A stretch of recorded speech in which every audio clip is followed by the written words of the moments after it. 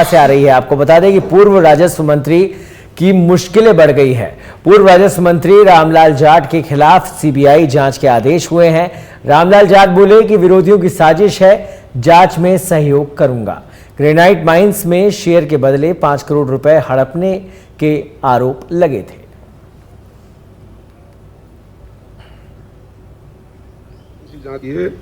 High court ने जो फैसला किया है, कोई भी एजेंसी जांच करे, मुझे कोई ऐतराज नहीं, मैं उसको पूरा सहयोग करूंगा। ये कई सालों से कर रहा है, ये मेरे राजनीतिक विरोधी जो लगे हुए हैं, चुनाव से पहले भी इसकी प्रेस कॉन्फ्रेंस करके किया गया। कांग्रेस में जांचें हुई, बीजेपी गवर्नमेंट में जांचें हुई, एसओजी में जांचें हुई। तो ये केवल राजनीतिक विरोधी इस काम को अंजाम दे रहे हैं। कोई एजेंसी जांच करे, मैं पूरा सहयोग करूंगा। धन्यवाद। केंद्रीय मंत्री गजेंद्र सिंह शेखावत का जोधपुर दौरा। शेखावत का बीजेपी कार्यकर्ताओं ने स्वागत किया। एयरपोर्ट पर मीडिया से रूबरू हुए। दिल्ली में 10 साल की अमावस्या की रात का एक निर्णायक दिन। उन्होंने कहा, मैंने हरियाणा को लेकर भी कहा था, अपनी डायरी में लिख लीजिए, दिल्ली में भाजपा पूर्ण बहुमत से सरकार बना रही है। कांग्रेस ने जब जब देश में अपना प्रभाव बढ़ाया, तब तब कांग्रेस ने अशोभनीय टिप्पणी की है। बजट को लेकर बोले केंद्रीय मंत्री गजेंद्र सिंह शेखावत। उन्होंने कहा कि भारत न्यूनतम के स्तर पर खड़ा था। मोदी जी के नेतृत्व में 10 सालों में इंफ्रास्ट्रक्चर का निर्माण हुआ। भारत को 30 ट्रिलियन की अर्थव्यवस्था बनाने में टूरिज्म बहुत बड़ी भूमिका निभाएगा। अमावस की रात समाप्त होने वाली, उसका आज आखिरी दिन, उसका निर्णायक दिन। और मैं पूरी जिम्मेदारी से आपको यहाँ खड़े होकर के कह रहा हूँ, जैसे मैंने हरियाणा के चुनाव से पहले आपको कहा था और महाराष्ट्र के चुनाव पे भी इसी जगह खड़े होकर के कहा था, और वापस याद दिला के कह रहा हूं, जिस दिन हरियाणा के चुनाव के मतदान के बाद आया था, तब आप लोगों ने मुझसे पहले आए हुए यात्री के द्वारा दिए गए जवाब के आधार पर कहा था कि भारतीय जनता पार्टी की अब उल्टी गिनती शुरू हुई है, और पता नहीं उसके बाद में क्या क्या कहा था उन्होंने।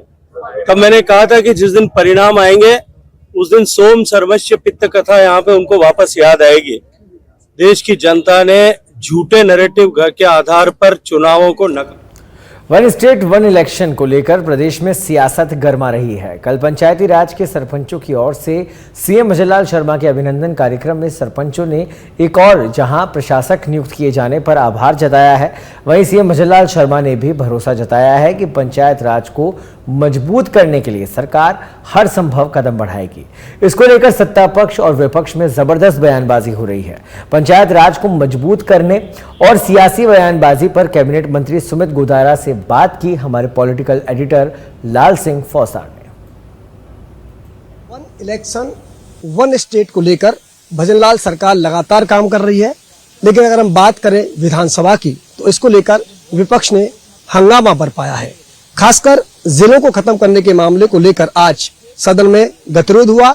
हालांकि स्पीकर की व्यवस्था के बाद ये गतिरोध थम जरूर गया है, लेकिन इस पर सियासत अभी भी जारी है। मेरे साथ मंत्री सुमित गोदारा है, उनसे बात करते हैं। मंत्री जी, आपने आज भी देखा, जो तस्वीर आपने विपक्षी देखी, किस तरह बार बार जो जिले खत्म होने के मामले को लेकर, बहस को लेकर सदन में गतिरोध हुआ, आपका क्या मानना है इसको लेकर? क्योंकि विपक्ष ये कह रहा है कि आप अगर चर्चा क्यों नहीं करा रहे हो, क्यों भाग रहे हो? देखिए, सबसे पहली बात तो गतिरोध कोई नहीं हुआ, 1 सेकंड का थोड़ी सी क्षणिक का हुआ था, क्योंकि गतिरोध इसलिए नहीं हो रहा क्योंकि कांग्रेस खेमों में बंटी हुई है। और लोग कहते हैं, चार मुझे तो 6-7 खेमे वहां नजर आ रहे हैं और सब कोई बोलता ही नहीं है, एक बोलता है तो बाकी चुप हो जाते हैं। तो खेमों में बंटी हुई है कांग्रेस है और कहीं उत्साह नहीं है। और जिस तरह हरियाणा का और महाराष्ट्र का नतीजा आया और दिल्ली का नतीजा आने वाला है, उससे कांग्रेस इतनी निरुत्साहित हो गई है। उनकी बॉडी लैंग्वेज से ही लग रहा है कि उन्होंने 2028 की हार अभी से ही मान ली है। उनको लग रहा है कि हम कुछ कर नहीं पाएंगे। और दूसरी बात, आपने जो पंचायत राज की बात रखी, तो देखिए, हमें बड़ा गर्व है कि हम उस भारतीय जनता पार्टी के सिपाही हैं, जहां साधारण से साधारण कार्यकर्ता किसी ऊंचाइयों को छू सकता है।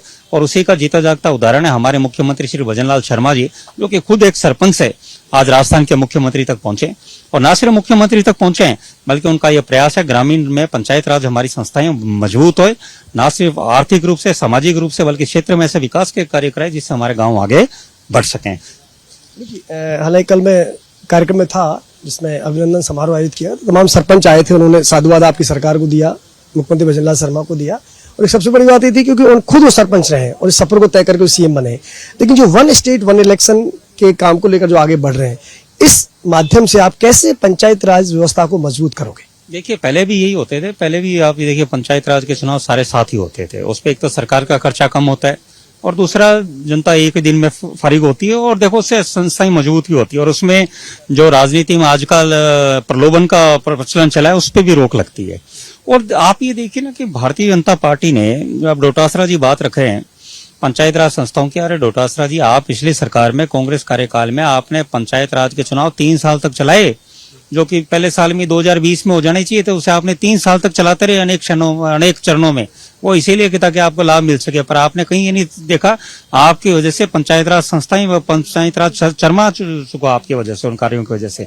हमारी भारतीय जनता पार्टी का आप देखिए, चाहे भैरव सिंह जी शेखावत साहब के टाइम देखिए, चाहे पंचायत राज के चुनाव हो, चाहे जिला परिषद के चुनाव हो, 1995 में चुनाव कराए गए, पंचायतों का पुनर्गठन किया गया और ऐसा ही 2015 में तत्कालीन मुख्यमंत्री श्रीमती वसुंधरा दीदी द्वारा पुनर्गठन किया गया। तो ग्रामीण पंचायत राज को उसकी एक स्टेटस मजबूत रहे, उसके लिए हमेशा भारतीय जनता पार्टी, नींव तो मजबूत है ही, साथ में उनकी रीढ़ भी मजबूत रहे, उसके लिए हमेशा भारतीय जनता पार्टी कार्य करती रही है। डोटासरा कहना है कि आप एक साथ चुनाव नहीं करा पाओगे, बल्कि आप पंचायत राज व्यवस्था को कमजोर कर रहे हो।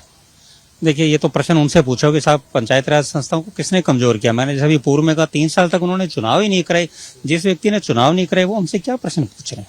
हम तो चुनाव कराने की बात रख रहे हैं, उन्होंने तो चुनाव 3 साल तक टालते रहे। तो उससे कितना नुकसान आज हुआ उसमें आप ये देखिए। उस समय ग्राम सेवक के बदौलत ना विकास के कार्य हो सके, सरकारी पैसे का सही उपयोग हो नहीं सका, कितना प्रदेश को नुकसान है उसकी आज हम कल्पना ही नहीं कर सकते। उसके जिम्मेवार कांग्रेस और डोटासरा और अशोक गहलोत उसके जिम्मेवार। राजस्थान की जनता जानना चाहती है कितनी आप इसको लेकर संकल्पबद्ध और कितनी आपकी तैयारी है कि 1 स्टेट 1 इलेक्शन के तहत पंचायत राज के चुनाव होंगे? देखिए, मैं कहूँ अभी हमारी कमेटी बनी है, उस कमेटी की रिपोर्ट आई है, उसके बाद आपके आगे बिल्कुल जरूर रखेंगे। पर ये मैं जरूर, जिस तरह से हमारे माननीय मुख्यमंत्री की कार्य प्रणाली, कार्यशैली है कि हर कार्य को उन्होंने जिस प्रगाढ़ता से और माइक्रो मॉनिटरिंग के द्वारा किया गया है, मैं आपको विश्वास दिलाता हूँ शानदार ये कार्य होगा, जिसे राजस्थान का जो चुनाव होगा पूरे भारत उसका अनुसरण करेगा, पूरे भारत में उसका उदाहरण पेश किया जाएगा। धन्यवाद। ये थे मंत्री सुमित गोदारा, जिनका कहना है कि 1 स्टेट 1 इलेक्शन के लक्ष्य को लेकर भजनलाल सरकार गंभीर है। इसको लेकर एक और जहां सत्ता पक्ष और विपक्ष के बीच जमकर बयानबाजी हो रही है, वहीं मंत्री सुमित गोदारा का यह दावा है कि सरकार हर हाल में 1 इलेक्शन 1 स्टेट की अवधारणा को प्रदेश में लागू करेगी और यह प्रदेश देश में एक बेहतरीन उदाहरण बनकर सामने आएगा।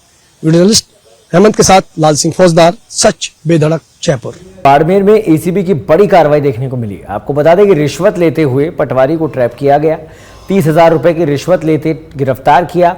सिरधरी पटवारी किसनाराम रिश्वत लेते गिरफ्तार हुआ है। बाड़मेर एसीपी नरेंद्र सिंह अड़खिया के नेतृत्व में कार्रवाई हुई। भूमि कन्वर्जन को लेकर ये रिश्वत मांगी गई थी।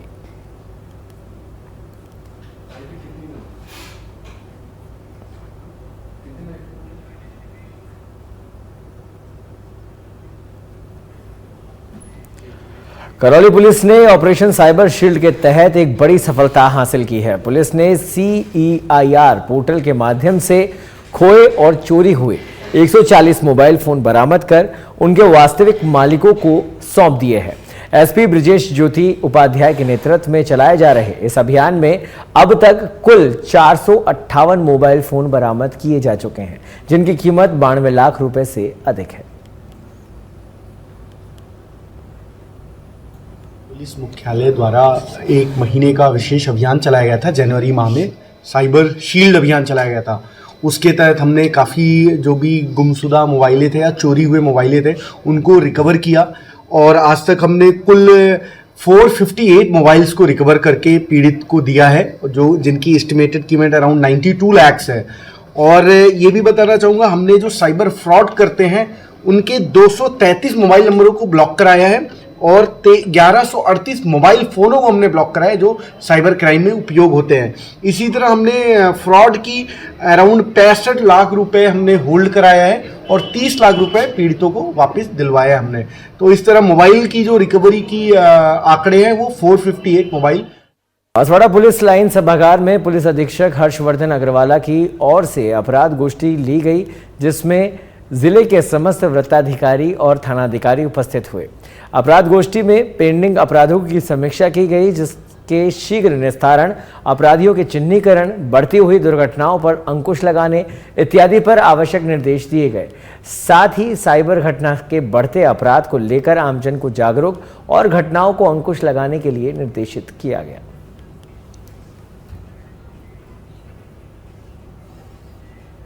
जैसलमेर में 1 साल पुराने रेप के मामले में पोक्सो कोर्ट ने रेपिस्ट संग्राम आदिवासी को आजीवन कारावास की सजा सुनाई है।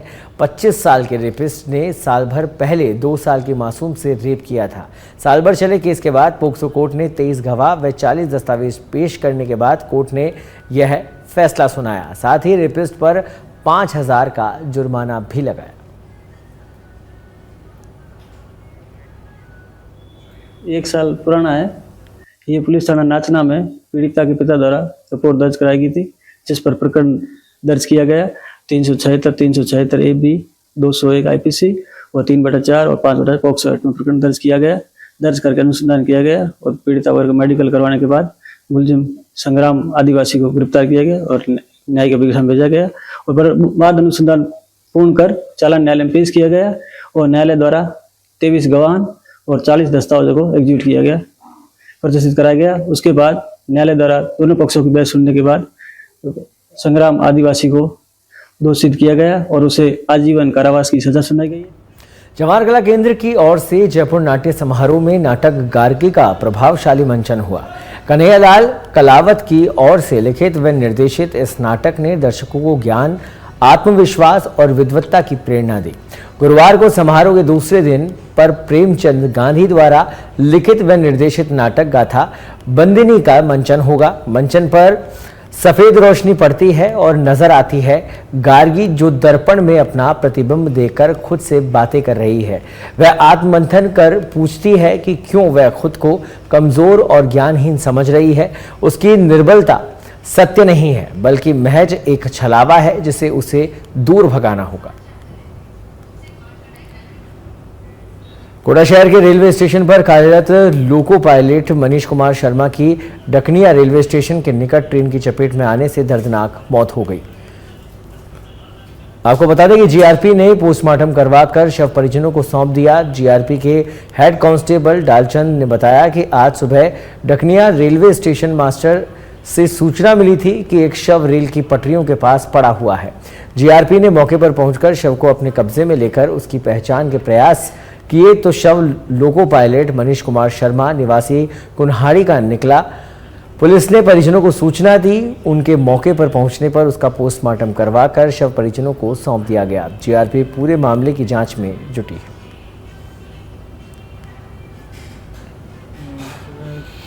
6 बजे के आसपास रेलवे स्टेशन मास्टर अपने रकनिया ने सूचना दी थी कि किलोमीटर नंबर 911-6 पर एक रन ओवर हुआ है। तो उक्त सूचना पर हमने घटनास्थल पर पहुंचा तो एक व्यक्ति नाम पता ज्ञात सिर दर्द से अलग होकर पड़ा था घटनास्थल पर। उसके पास में तलाशी ली गई तो डेड बॉडी के पास में ही पर्स मिला था, तो पर्स में आई कार्ड वगैरह डॉक्यूमेंट। खबर जयपुर से, जहां खो नागोरियान थाना क्षेत्र पर जमीन पर कब्जा से जुड़ा मामला फायरिंग करके दहशत फैलाने पर पुलिस का अनुसंधान फिलहाल चल रहा है। सीसीटीवी पड़ताल में पुलिस जुटी है। पुलिस ने 4 लोग डिटेन भी किए हैं। अन्य 3 की तलाश में फिलहाल पुलिस की टीमें तलाश में जुटी है। कुम्हारों का मोहल्ले की घटना है, जहां डीसीपी ईस्ट तेजस्विनी गौतम मामले की पूरी मॉनिटरिंग कर रही है।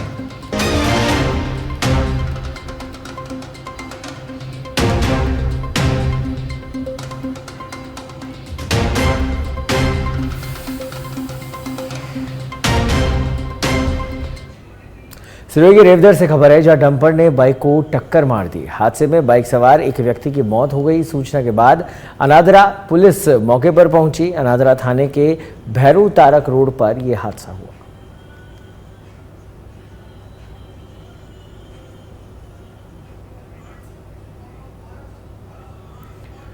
भरतपुर के उज्जैन से बड़ी खबर है, जहां स्टेट हाईवे पर वीरमपुर टोल के पास भीषण हादसा हुआ। कार और ट्रॉली के बीच भीषण टक्कर हुई। हादसे में 3 लोगों की मौत होने की सूचना है। सूचना के बाद मौके पर झील थाना पुलिस पहुंची। नगला सेवा कुरवारिया के पास की ये घटना बताई जा रही है।